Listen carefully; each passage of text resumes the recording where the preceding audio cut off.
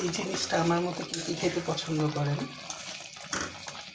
টমাটোমের চাটনি আমার খুব ভালো লাগে। টমাটোমের চাটনিটা খেতে আমি শীত আসলেই টমাটোর যেটা টক টক টমাটো থাকে, দেশি টমাটো, আমি সেই টমাটোটা কিনে নিয়ে এসি বেশি করে, কারণ এই টমাটোর চাটনিটা দিয়ে গরম ভাত খেতে আমার খুবই ভালো লাগে।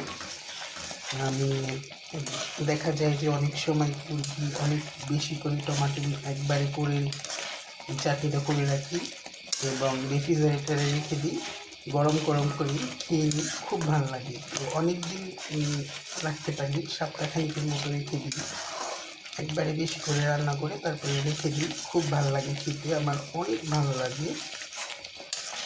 এই চাটনিটা আমি পোলাও দিয়েও ট্রাই করে দেখেছি, পোলাওয়ের সাথেও খুব ভালো লাগে, রুটি, পোলাও, পরোটা।